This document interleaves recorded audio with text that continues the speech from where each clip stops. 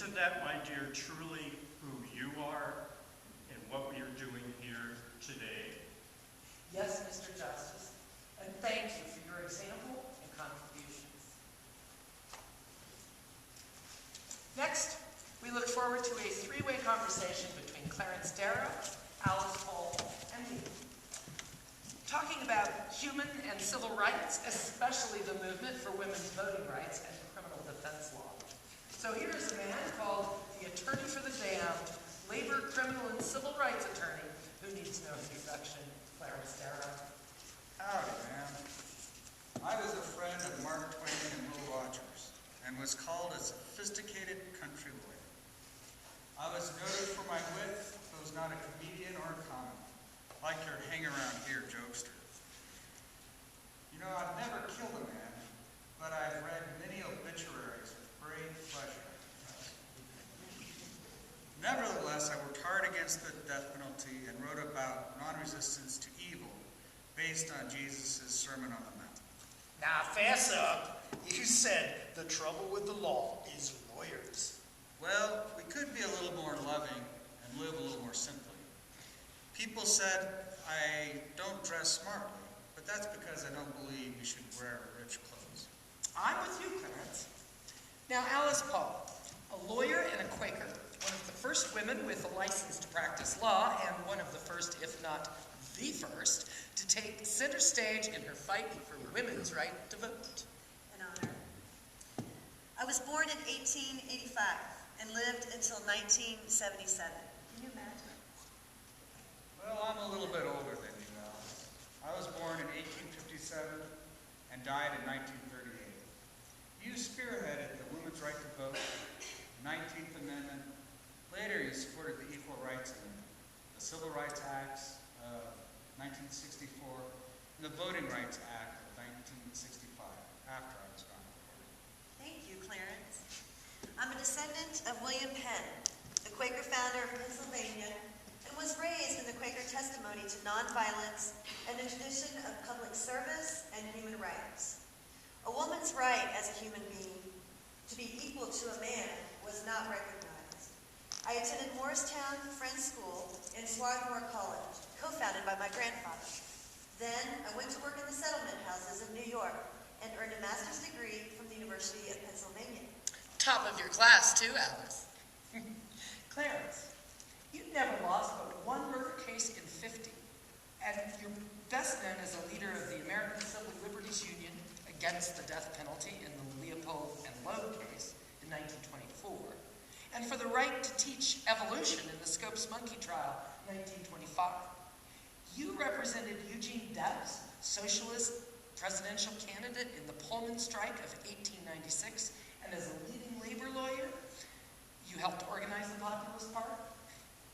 You represented the United Mine Workers in the coal strike of 1902 and defended the Western Federation of Miners, Big Bill Haywood, and others charged with murder of a former Idaho governor.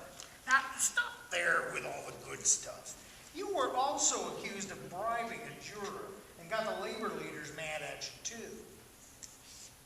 Well, I have suffered from being misunderstood. But I have suffered a hell of a lot more if I had been understood. For example, I said that the law does not pretend to punish everything that is dishonest. If it did, it would have punished American business in the golden age for getting away with murder. I know what you mean. I went to England to study at Woodbook Quaker Center, and it was there that I met the leaders of the suffrage movement, the Pankhursts, and found myself in jail for nonviolent actions. Roughed up a bit, too, I must say. Then I returned to the United States and earned a PhD in economics. After that, I devoted all my time to the right of women to vote. And when that was accomplished, I earned a law degree at the American University Law School, and then a master's in law and a doctorate of civil laws. Overkill? Not for a woman. Well, I was born in Ohio, attended Allegheny and Michigan Law School, quit them both to teach and study law and pass the bar. We make a good combination, country boy and lady scholar, on the streets and in the courtroom for worthy causes. Thanks, Claire. And speaking of good pairs, I met Lucy Burns in London. She became my buddy, and we were arrested and committed to hard labor for our Gandhian hunger strikes. I was force-fed, causing serious bodily harm. In the U.S., Lucy and I started the National Women's Party and joined with civil rights lawyer Inez Milholland to continue the work of Susan B. Anthony, Lucretia Mott, and Elizabeth Cady Stanton. Our movement was called Militant Nonviolence and rejected by many, including women, for being too contentious and confrontational. You know, after Darrow here won a woman's legal case, his female client said to him, "How can I ever thank you?" And he replied, "Ever since history began, my dear woman, there has been only one answer to that question. Sexist or not, Alice?" I'll let that go as a lame attempt at humor. Too bad you have generally failed at that, jokester. Anyway, my Quaker heritage led me to be spiritually silent, and I carried that out on the streets of Washington, D.C., where we held silent sentinels, holding banners in front of the White House, peacefully protesting. We asked President Wilson, "How long must women wait for liberty?" Those words were Inez Milholland's, who died a martyr from a terminal illness while fighting for our cause. Well, little woman, once women got the same power as men, they acted no differently. Margaret Thatcher, golden my ear. Power corrupts. Absolute power corrupts absolutely. Giving us the vote hardly constitutes absolute power. Go over there. Go over there. Thank you. Again, we experienced prison and another hunger strike, where I was moved to a psychiatric ward and force-fed again. But eventually, President Wilson came around.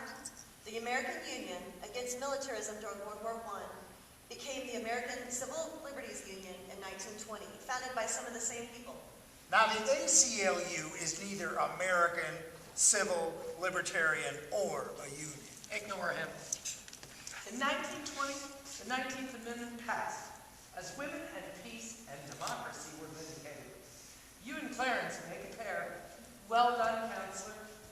Dr. Alice, Quaker, militant.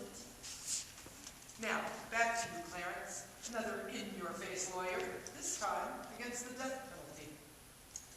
Well, I believe that anyone charged with a crime deserved legal assistance as guaranteed by the Sixth Amendment. Perhaps I'm most well known for my closing argument in the Leopold Vogue case. It seemed like the death penalty was inevitable for them. These post-teenage, rich, comfortable boys intentionally and happily killed for thrill. Why do we kill people to kill people? Who kill people to show that killing people is wrong? I saved their lives not because they deserved it, but because human beings must evolve to a point where all justified killing comes to an end and rehabilitation is taken seriously. Will died violently in prison, but Leopold was rehabilitated. He became a different human being. After 18 years in prison, he was released and dedicated the remainder of his life to helping victims of disease as a medical technician in Puerto Rico. Saving his life was vindicated. Well, next came Scopes and a law that prohibited the teaching of evolution. A decision of the court was to give Scopes a minimum penalty, $100 fine. But the long-term result was the freedom to teach a theory contrary to the creationism of the day. But not too long a term. Today we see in the South and West that creationism theory, now known as intelligent design, is dominant again. Well, in 1925, prejudice against Negroes caused whites to attempt to drive the Sweet family out of their home, while 11 blacks were arrested for a killing they did not commit. My client was found not guilty, and charges were dropped against the rest. One of your jurors said, "He talked to us like a bunch of farmers."